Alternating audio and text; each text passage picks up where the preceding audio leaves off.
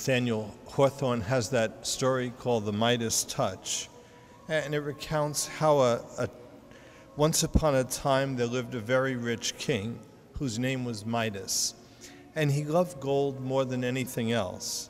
One day King Midas was in his treasure room counting his gold, but he was not satisfied. He said, "I wish that everything I touch would turn to gold." His wish was granted. Everything that King Midas touched turned to gold, including his granddaughter. The king became miserable. What he thought would make him happy had brought misery to him, and he asked that the curse be reversed, and he promised to give up all his gold. They say sometimes the only thing worse than not getting what you want is getting what you want. We say, now, that Midas touch story has a little analogy in the Old Testament and the New Testament. In the Old Testament, it's like evil was contagious. Original sin had been contracted by Adam, and it was passed on to everyone from Adam, all of his children. Original sin is passed on. It was contagious, like sin and death. The sin of Adam and Eve had infected all of humanity, and there was no remedy for these plagues of sin, sickness, suffering, and death. Obviously, the touch of evil had the upper hand. It was the momentum of Eden. Part of Judaic law was if you touch a corpse, you became unclean. And also, like in that gospel, the healing of the woman with the hemorrhage, if you touched a woman, you became unclean. So the two stories in the gospel would, for the Jewish mind, if anybody touched either the corpse or the woman with the hemorrhage, they would become unclean. These people had been cut off from society.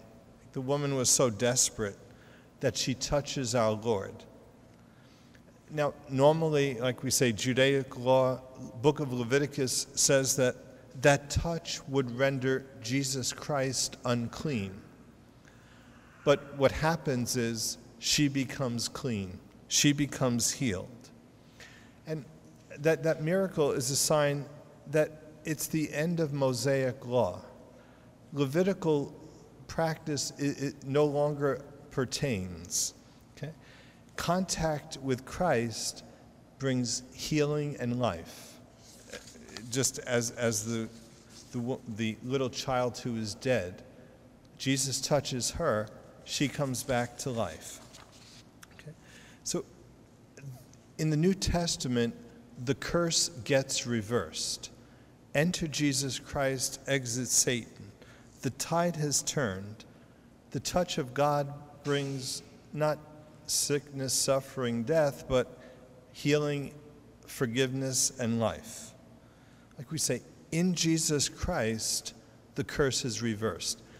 Outside of Jesus Christ, evil has the upper hand. Okay? In the world, evil still has the upper hand. But in Jesus Christ, in the church, we can receive mercy and grace and that healing touch. Maybe one other story that might illustrate it is it's that incomprehensible story of the man who is traveling through the wilderness, and all the water that he came upon was stagnant. It was foul. It was undrinkable, except there was one stream that ran through the wilderness that had this pure, fresh, clean water. And one day, this man decides to follow that stream to its source. And through the forests, over the hills, he continues to follow that pure stream of water to its source. Up a mountain, he came to the source of that fresh water. It says, and the source of that fresh water was the mouth of a dead dog. Obviously, it's a bizarre story with an incomprehensible ending. But the resolution is that it is more comprehensible that pure fresh water would flow from the mouth of a dog than that mercy and grace would flow from the hands of a priest in the church. See, the healing and the life conferred upon Christ by Christ in today's gospel, those miracles continue in the church through the hands of the priest, through the absolution and confession, through the sacrament of Holy Communion, through the sacrifice of the Mass. Mercy and grace flow through the hands of a priest. And like we said, it's more comprehensible that fresh water would flow from the mouth of a dead dog than that mercy and grace would flow from the hands of a priest. But it's a sign that the priest must be a humble instrument of bringing God's grace and mercy to others. There's that story of the priest who was about to perform an exorcism, and the person he was about to perform the exorcism on spoke. And the possessed person said, "I fear him not, for he is proud. I fear him not, for he is proud." The devil does not fear the proud. He only fears the humble.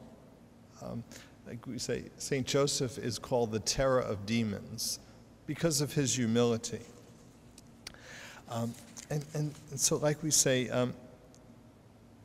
it's more comprehensible that water would flow from the mouth of a dead dog than that mercy and grace would flow from the hands of a priest. The curé of Ars has this quote. He says, if a house were full of gold, but there was no one who could unlock the door, of what use would it be? Well, and he's using this analogy to say that the hands of a priest are the key that opens the doors to the treasures of God's mercy and grace. Like there's a traditional devotion to the hands of a priest. After ordination, people kiss the hands of the priest because, like we say, it brings the touch of Christ, the healing mercy and grace of Christ into the world. The forces of evil would rather bring one priest to disgrace than 1,000 lay people.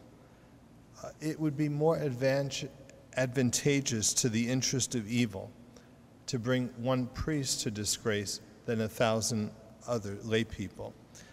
Like they say, Satanists are fasting for the capitulation of priests and religious.